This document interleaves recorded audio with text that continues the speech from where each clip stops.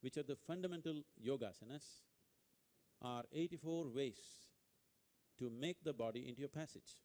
It is not necessary, actually, for everybody to do 84 asanas. If they do one, it is enough. Usually hatha yogis, serious hatha yogis who are taking hatha yoga as their path to liberation, practice only one asana, just one asana. It is difficult for a thinking mind to understand why would somebody spend his whole life trying to sit in a particular way. But if you learn to sit right, if you just learn to hold your body right, everything that you need to know in this universe you can know. Because this is known as asana siddhi. If you can sit in a posture, stable and comfortable, for 2.5 hours, then we say you have attained to asana siddhi, that you are in absolute comfort and at ease in a particular posture.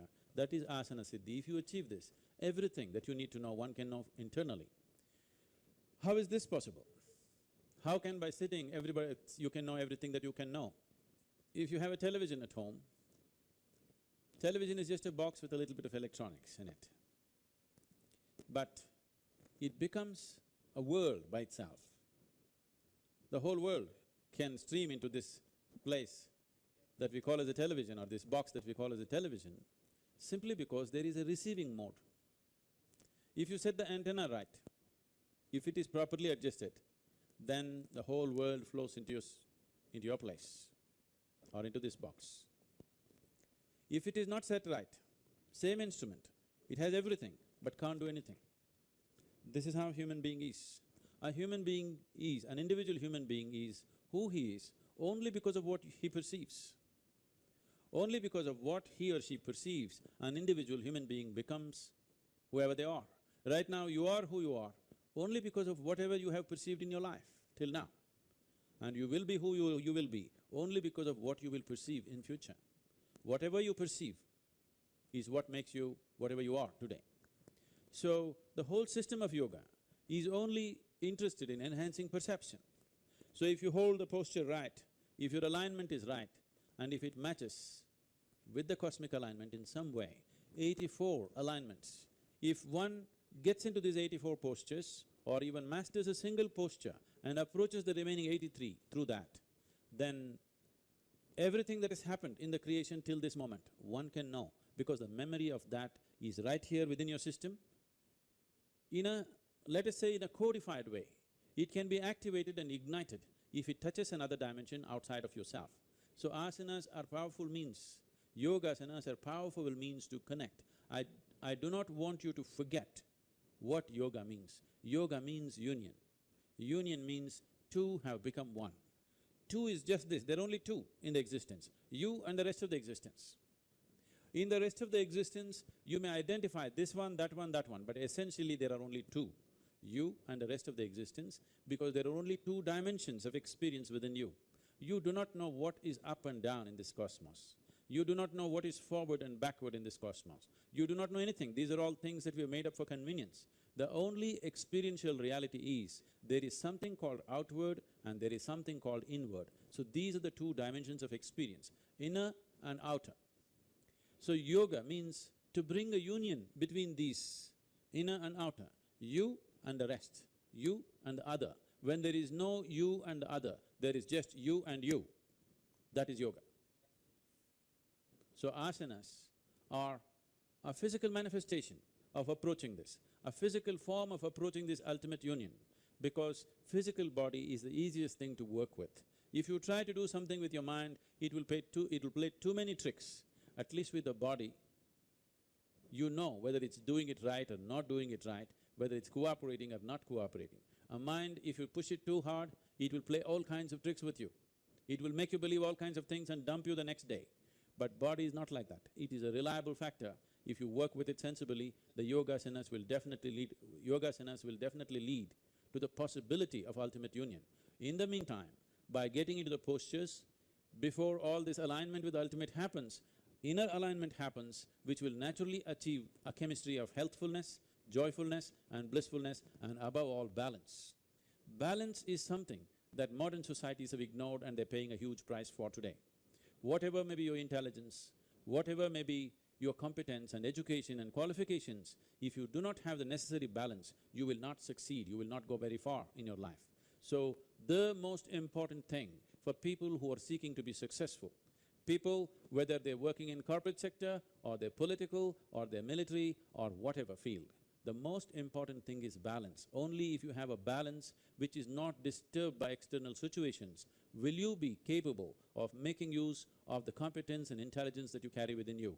Otherwise, the most wonderful qualities that one may have will all go waste, simply because of lack of balance. And Hatha Yoga means balance. Siddhi means a certain accomplishment. There is somebody, if you go to the circus, there is somebody who can juggle 10 balls. It's a kind of accomplishment. Can you do it? You can't do 2. 1 also probably you can't hold properly. 10 balls. Magic it is, but it's not magic. It's a certain accomplishment of the body, isn't it? Similarly, there can be certain accomplishments of the mind, certain accomplishments of certain other aspects of the mind. Now somebody can predict, foresee somebody's future, somebody can say something else. It has no consequence. Somebody can heal somebody's disease, it doesn't mean anything. In terms of existential life, it doesn't mean anything. These are all immature things that you're doing because you haven't found the depth.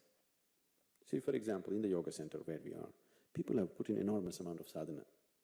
If I allow some of these people to heal people, they will do miraculous healings. If I allow them to predict people's future, they will do a good job. Or if I sit down in Chicago and start predicting people's future, there will be a huge crowd because I will tell you exactly what will happen.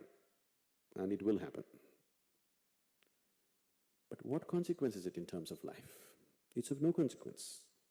If they do anything like that in the ashram, we not only check them out of the ashram, I will ensure that for his lifetime, he will never know any spirituality, he will be fixed. So before we put them into the sadhana itself, we make it clear, if they ever use these things on anybody, they had it. Because it's a very juvenile and immature act to do such things. These are all sideshows. Now, people keep coming and asking me, but if I go there to that Swami, he does so much miracle, he'll pull out a lingam from his mouth, he will, I don't know from where else, all these things. You don't do any miracles. I tell them, look at the miracle around here. I can show you people who are here, who did not get angry for the last 1 year. Very busy people, intensely active, handling hundreds of people, but they didn't get angry for 1 whole year. This is a miracle. This is a miracle that's needed in the world right now. Without a single feeling of hatred, without a single feeling of what about me, they're just doing something. This is a miracle we want to see. You produce this, you produce that, what's the point? We have technology to do all that nonsense, isn't it? Yes, which is doing it more effectively. Somebody produces a watch, somebody produces a lingam, somebody produces something else. What are you going to do with these things? The true miracle that is necessary is human being who is capable of living like an animal, if he is in awareness, if he becomes gentle and beautiful, if he can go through life untouched, if he can go through life spreading around him a pleasantness. You put him in any kind of unpleasant situation, he doesn't become unpleasant, he goes through it pleasantly. This is the miracle we want to see in a human being right now. That's what is needed for the world, isn't it? This is transformation. So, somebody does this, that, it's of no consequence to me. I do not value that in any way. If you want to do this, that, I would rather depend on science and technology, which is much more effective. There are such dimensions, it is not that they don't exist.